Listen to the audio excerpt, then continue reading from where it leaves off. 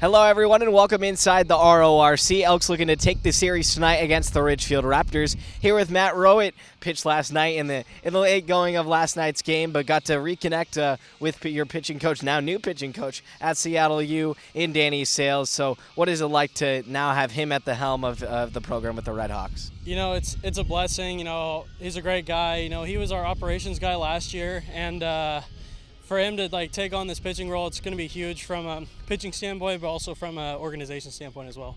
And what has your relationship been like with him through the years and attracting you to Bend? Yeah, so I met him last year when I went to Seattle U for the first time when I got recruited. He was our operations guy, like I said. He was kind of under the table. He didn't really have a pitching coach role, but be able to build that relationship over time. And I knew that he was going to be the head coach for Bend.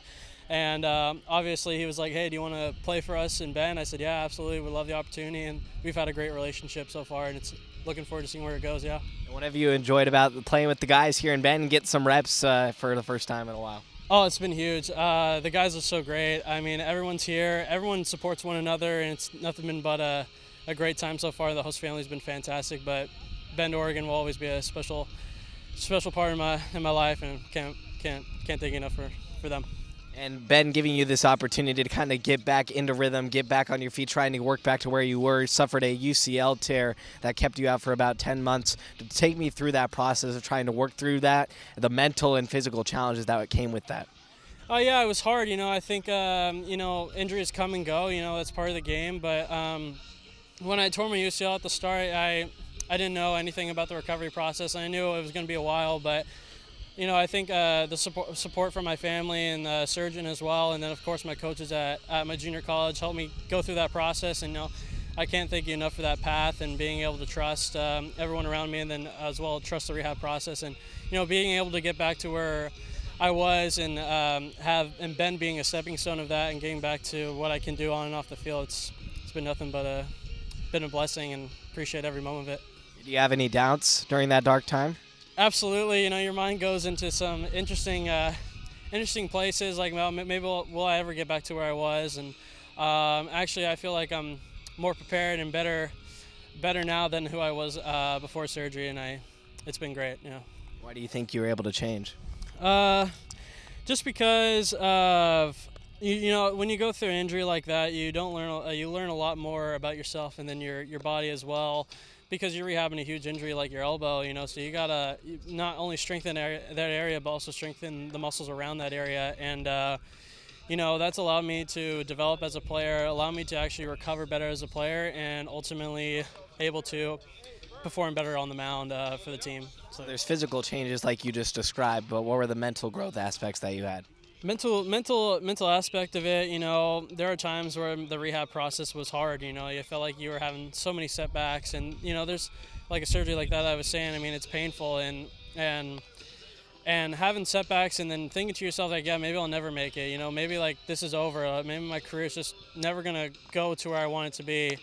But kind of just like taking it little by little, and just trusting that you have a good program set during rehabilitation, and being like, and having a positive attitude through it is just huge. And actually having a support staff as well that'd be like, hey, you're going to get through this, everything's going to be okay, and you're going to be a lot better than you were before, mentally and physically. And it's allowed me to be better as realize that baseball is such a mental game, as you know, and going through that rehab process is being able to say like, hey, I got this, I'm going to get through it.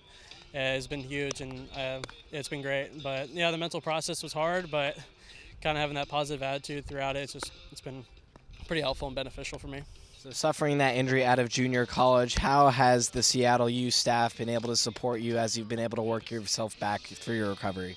Oh yeah, they knew when I was coming in that I was still dealing with an elbow injury. You know, I had 60 innings at junior college, which is still pretty good, but you know, having a surgery like that, it's still pretty fresh. And I think just realizing that when you move up to a different level, you know, it's the same type of baseball, and just trusting the process from a rehab perspective, and understanding that the coaches know that you're coming off an injury like that. You know, it's a slowly but steady process. And then going into fall, I was looking good and stuff. You know, had a couple setbacks with a little bit of the shoulder as well, but then realizing, coming to Bend and having Coach Sales at the helm, realizing that like, hey, just trust that your arm feels good, and just let your stuff play. It was so helpful, and but going back to CLU, that I know what I need to work on. I know that my arm's good, and just gonna keep working on getting it healed up. And it's already healed, but just keep trusting the process, keep trusting that the coaches trust you, and have that attitude like, hey, I deserve to be here, and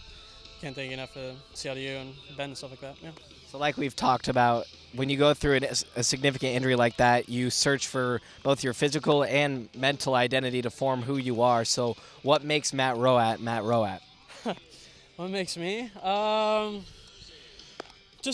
Just knowing where you've come from and realizing, like, hey, like, I'm one of the smaller guys on the team. I'm probably the smallest pitcher on the team. But knowing that, like, hey, I can face these guys. I can compete at the Division I level, and just honestly just saying, like, hey, you deserve to be here, and realizing that that every opportunity just take advantage of, and be like, hey, if you weren't good enough, you wouldn't be here at the end of the day. And but yeah, just having that faith in yourself at the end of the day. Like, it comes down, like, that mental aspect. Everyone, like, you can have the best support staff in the around you, the best support group, but at the end of the day, if you don't trust yourself, you're never going to succeed. And that's just not just in baseball, that's in life as well. But yeah, just trusting yourself, and realizing that I'm here for a reason. I deserve this opportunity just like everyone else here, and everyone else is pretty good here. And but it's cool to be around a good group of guys. And but yeah, just have that faith in yourself that you deserve to be here. Well, you trusted in yourself, you bet on yourself, and I'm sure it'll pay dividends later on. Thanks so much, Matt, for absolutely. Thank you so much for having me. Elks taking on the Raptors, looking for this series win tonight at 6:35.